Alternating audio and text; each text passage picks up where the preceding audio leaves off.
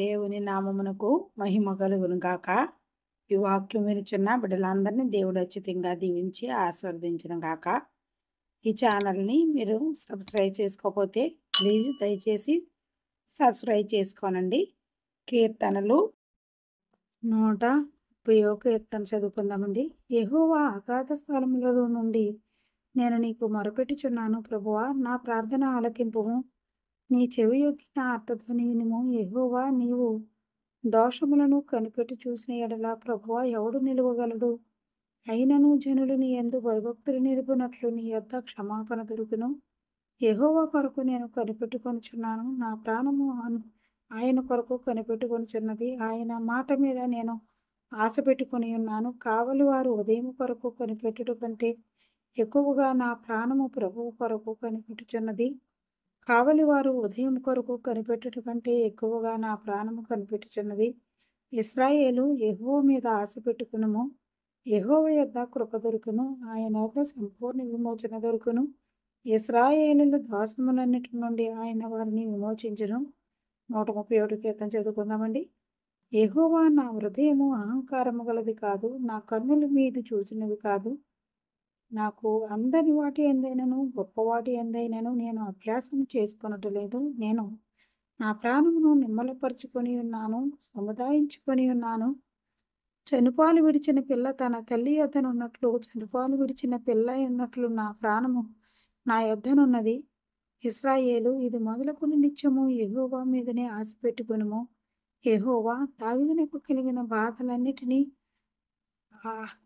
అతని పక్షమున జ్ఞాపకము చేసుకునుము. అతడు యెహోవాతో ప్రమాణపూర్వకముగా మాట ఇచ్చి యాకోబు యొక్క బలిష్ఠునికి రొక్కుబడి చేసెను. ఎట్లనగా, యెహోవాకు నేనొక స్థలము చూచు వరకు, యాకోబు యొక్క బలిష్ఠునికి ఒక నివాస స్థలము నేను చూచు వరకు నా వాసస్థానమైన గుడారములో నేను ప్రవేశింపను. నేను పరుండు మంచం మీదకి ఎక్కను. నా కన్నులకు నిద్ర రానియను. నా కనురెప్పలకు కునుకుపాటు రానియనెను. అది ఎఫ్రాతాలోనున్నదని మేము వింటిమి. యాయీరు పొలములో అది దొరికెను. ఆయన నివాస స్థలమునకు పోదము రండి. ఆయన పాదపీఠం ఎదుట సాగిలపడదము రండి. యెహోవా, లెమ్ము. నీ బల సూచకమైన మందసముతో కూడా రమ్ము. నీ విశ్రాంతి స్థలములో ప్రవేశింపుము. నీ యాజకులు నీతి వస్త్రం వలె ధరించుకొందురుగాక. నీ భక్తులు ఉత్సాహగానము చేయుదురుగాక. నీ సేవకుడైన దావీదు నిమిత్తము నీ అభిషిక్తునికి విముఖుడవై ఉండకుము. నీ గర్భఫలమును నీ రాజ్యము మీద నేను నియమింతును. నీ కుమారులు నా నిబంధనను గైకొనిన యెడల నేను వారికి బోధించు నా శాసనమును వారు అనుసరించిన యెడల వారి కుమారులు కూడా నీ సింహాసనం మీద నిత్యము కూర్చుందురని యెహోవా సత్య ప్రమాణము దావీదుతో చేసెను. ఆయన మాట తప్పనివాడు. యెహోవా సీయోనును ఏర్పరచుకుని ఉన్నాడు. తనకు నివాస స్థలముగా దానిని కోరుకొని ఉన్నాడు.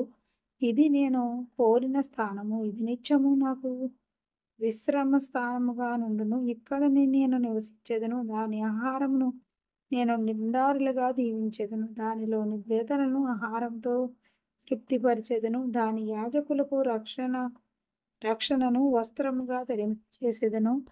దానిలోని భక్తులు బిగ్గరగా ఆనందగానము చేసెదరు. అక్కడ దావీదునకు కొమ్ము మొలువ చేసెదను. నా అభిషిక్తుని కొరకు నేను అచ్చట ఒక దీపము సిద్ధపరిచి ఉన్నాను. అతని శత్రువులకు అవమానమును వస్త్రముగా ధరింపజేసేదను. అతని కిరీటము అతని మీదనే ఉండి తేజరిల్లును అనెను. 133 అధ్యాయం చదువుకుందామండి. సహోదరులు ఐక్యత కలిగి నివసించుట ఎంత మేలు, ఎంతో మనోహరము. అది తల మీద పోయబడి అహరోను గడ్డం మీదుగా కారి అతని అంగీలంచు వరకు దిగజారిన పరిమళ తైలం వలె నుండును. సియోను కొండల మీదకి దిగివచ్చు, హెర్మోను మంచు వలె నుండును. ఆశీర్వాదమును శాశ్వత జీవమును అచ్చట నుండవలెనని యెహోవా సెలవిచ్చి ఉన్నాడు. 134 అధ్యాయం చదువుకుందామండి. యెహోవా సేవకులారా, యెహోవా మందిరంలో రాత్రి నిలుచుండు వారలారా, మీరందరూ యెహోవాను సన్నిధించుడి. పరిశుద్ధ స్థలం వైపు మీ చేతులెత్తి యెహోవాను సన్నిధించుడి. భూమి ఆకాశములను సృజించిన యెహోవా సియోనులో నుండి నిన్ను ఆశీర్వదించునుగాక. ఆమేన్.